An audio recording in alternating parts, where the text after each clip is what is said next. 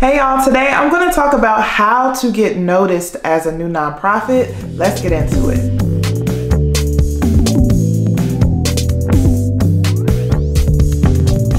Hey, so are you a new nonprofit and you're trying to figure out how in the world will you get people to notice you because you're super new, you don't know a lot of people, and you don't have a lot of money? In this video, I'm going to share 5 tips actually to help you get noticed and to give you a plan for addressing that issue, all right? If you don't know who I am Tiffany with Boss on a Budget. I help new and small nonprofits get up and running, and I also help new nonprofits raise money. I also have a bunch of resources, workbooks, and toolboxes and videos to help you navigate the first years of your nonprofit. So in this video, I'm gonna share 5 tips to get you going. If you're trying to figure out like where to start or what you should be concentrating on, I'm gonna give you 5 tips. And then actually at the end of this video, I'm gonna share 4 concrete ideas, 4 things you can start working on today to start getting noticed as a new nonprofit. I also wanna share that I recorded a visibility masterclass. So it's about 2.5 hours of me just walking through a comprehensive plan on how to get noticed. And I actually, at the end of that class, worked through a really comprehensive plan for social media. Like, how do you use and leverage social media to get noticed? So if you need more details around what I'm sharing in this video, make sure you check out that visibility masterclass, which is listed below. So the first thing you want to do is have a strong message. One of the biggest barriers to new nonprofits kind of getting started and getting noticed is that they don't have like a central or core message, right? They don't know what they're really trying to say. They don't know really what's their why. They haven't really nailed that down. So one of the first things you want to do is figure out what is your why and how are you communicating that to other people? Essentially, what is your nonprofit story?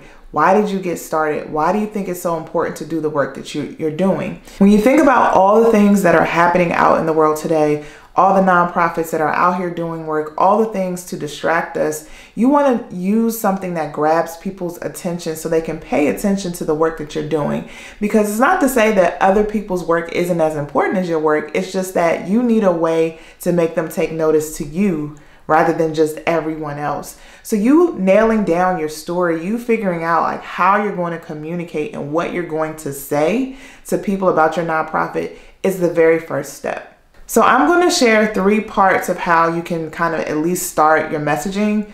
The first part is identifying the problem, right? There's an issue that caused you to start this nonprofit. What is it? Like, what is it? A gap? Is it something missing? Is it something that's not happening the way it should be? You want to lift it up so that people even can recognize that there is a problem. Then you move to what is the solution? What are you putting forth that's the answer to this problem? And obviously you starting this nonprofit should be the solution. It may not be all of the solutions, but it's a key solution to addressing what you're talking about, right? Because what you're doing is you're convincing people that there's something wrong, that you're the answer to what's something wrong, and that they need to support you in order to see that happen, right? So the second part of it is you identifying the solution and putting yourself as the solution, right? Like putting yourself as, by us doing these activities, by us putting these things in place, then this problem will be addressed. The third part of that is what's the outcome? What's the impact? People need to know and understand, like if the solution is put in place, then what's going to happen as a result? And people get really moved by the outcome and the impact, right? So the problem draws them in. The solution is like, okay, I see where you're going. But when you see the impact, they'll say, oh, that's why you have that solution, because you're trying to get to this, this outcome here. And people get moved by that and more willing to support you when they see good outcomes, right? Now, when you start fundraising and when you start tying this to asking for money, what you're gonna need to do is convince your donors that them supporting you is helping you put that solution in place. And by you partnering together, you're helping to get to that outcome or make that impact. That's where this all comes in, right? So you nailing down your story has implications down the line when you start raising money and things like that. That's why I'm saying start with your story first, so you can get that nailed down and then you build on that, all right? So the 3 just essential pieces of it is identifying the problem, identifying the solution, and then what's the impact or the outcome of the solution you're gonna put in place. The next thing you want to do is identify your audience, right? And your audiences may change and they may shift based on what you're trying to get, right? Based on the outcome. So if you're trying to get noticed because you're trying to recruit participants, then your audience may be different than if you're trying to recruit donors. There may be some overlap, but the messaging and how you reach out to them is going to be different. So that's why you want to have your core message, but then the next step is identify who the audiences are, because some of that messaging and the wording is going to shift based on who you're talking to. So identify the key audiences that are important to you, right? Are there people in your local community that are important that you want to raise the visibility for your nonprofit for? Obviously you should. Maybe there are audiences or communities online that you want to tap into. Maybe there's groups of participants you want to tap into. For example, if you have a mentoring organization and you're trying to recruit young people, maybe one of the audiences is the parents of these young people. So the messaging and the things that you will say to a parent may be different than a young person, or what you say to a parent may be different than a grant funder. So you have different audiences for different purposes. And what I would advise you to do is just write down, what are those audiences? Like, who are the people that you want to talk to? Because the next step is how to communicate to them.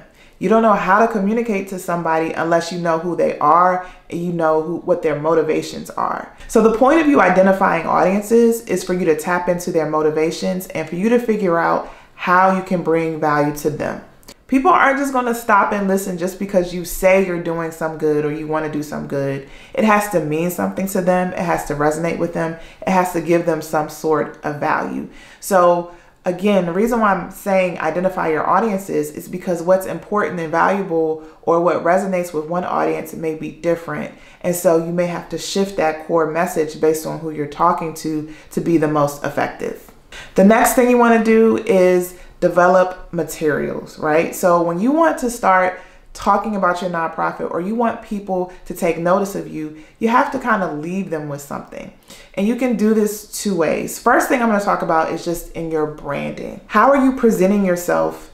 How are you presenting your nonprofit to the outside world? What images are they seeing? What feeling do they get when they encounter you? So it's identifying what your brand personality is. It's identifying how you present yourself to the world and being consistent about what that looks like and how that feels to the person receiving that message. So do you have branded items, right? Do you have things with your logo on them, with your name on them, so people can begin to see you regularly?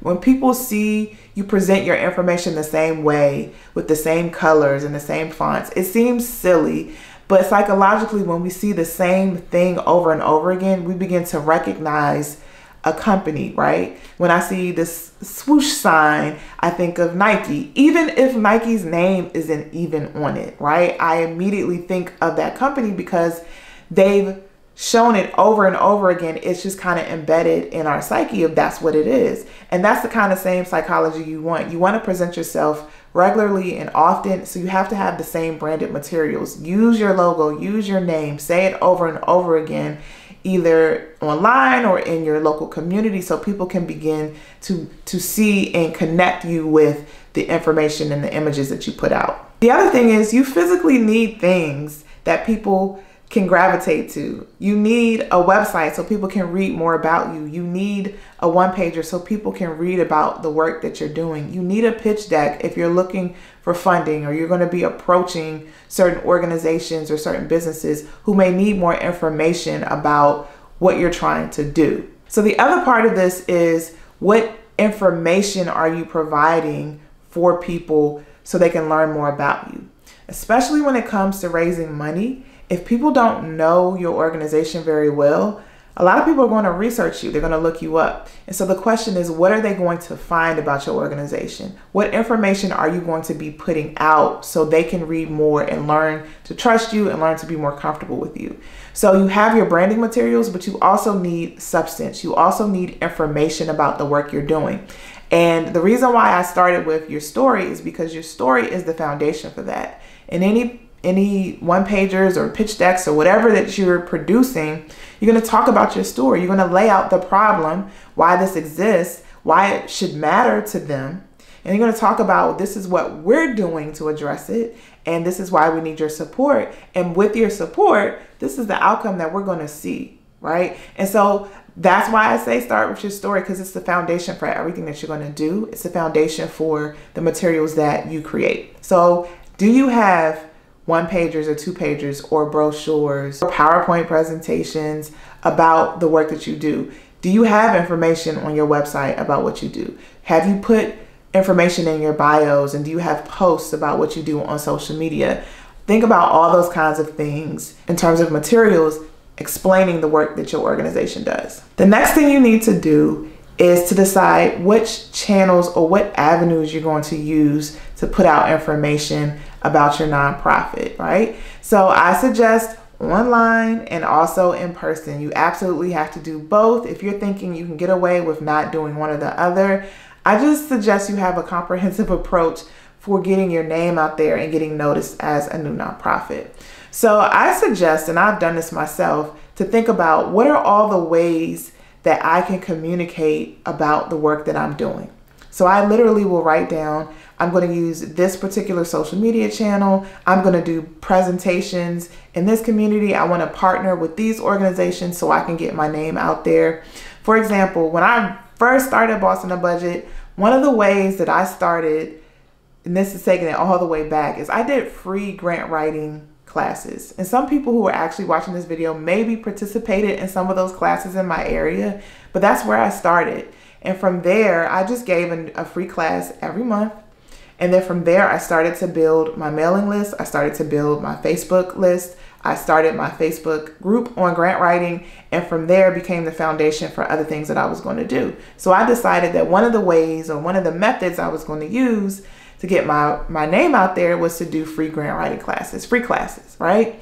Another way that you may choose to get out there is to do meetings around your community. You're going to meet with certain prominent organizations or potential partners. Another way is you're deciding to do live videos to talk about the work that you're doing or to talk about the issue, right? There are many different ways, many different avenues, channels, whatever you want to call it, that you can use to get your name out there, but you need to decide which ones you will use, because you don't need to do everything, but you need to decide what works the best for you, given your strengths, given your assets, but also given the audience, right? So if you're trying to reach certain audiences are on certain channels, are reachable with certain channels. And so you want to make sure that the channels that you choose or the avenues or the methods, I'm using multiple words just so you can get what I'm saying.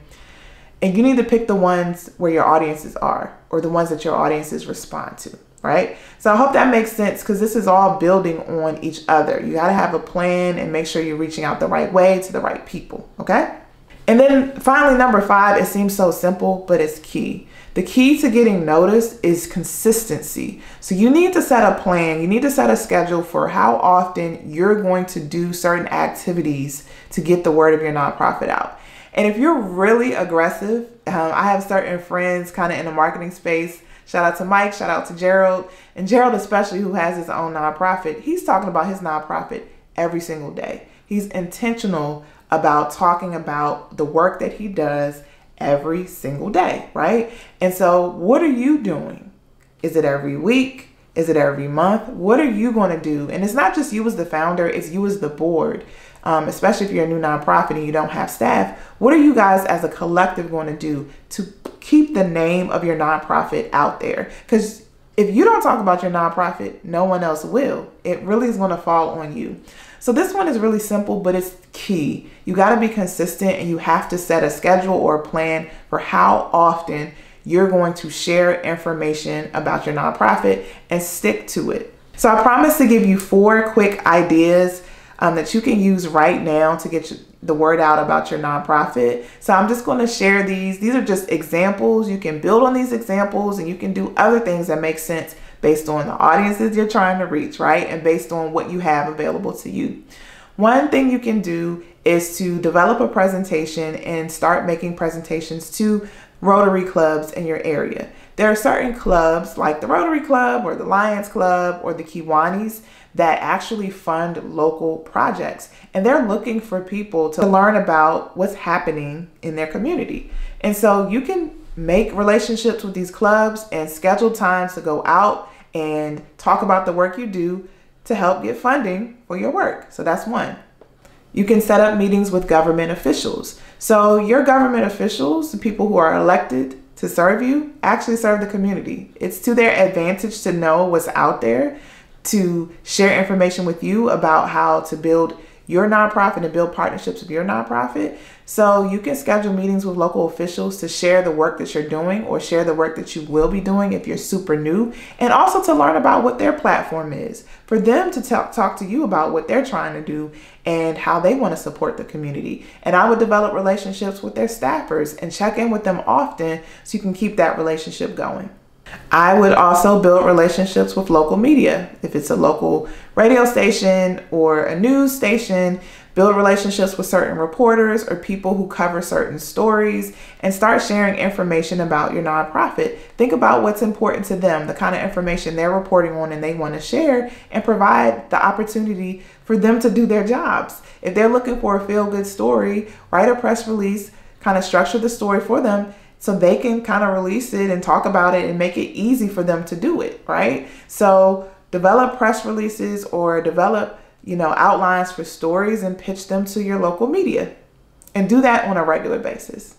And finally, the last tip, which is one of my favorite tips, is to leverage social media. And the reason why I say favorite is because it's not because I like social media, because I actually do not, but it's because it's free and it's powerful. There are so many people who are gaining popularity, notoriety off of social media alone, right? And it doesn't really cost a lot. It costs maybe equipment and lighting, all that kind of stuff once you start growing and progressing, but you can use your phone and shoot video. You can use your phone and free apps to develop posts. You can just use your brain to put out information that resonate with people, and you can grow your popularity and you can grow your visibility for free. So leverage social media. And I know that's a big one, right? I can give so many examples and tips for how to use social media or what to do on social media. But that's why I recorded that nonprofit visibility masterclass, because I wanted to go into detail and give you concrete ideas and plans for how to attack social media, because it can be intimidating, but it can really work for you. So I hope that information was helpful. If you need more information about starting your nonprofit or raising money for your nonprofit, don't forget to visit me at www.bossanabudget.com. Otherwise, I will see you in the next video.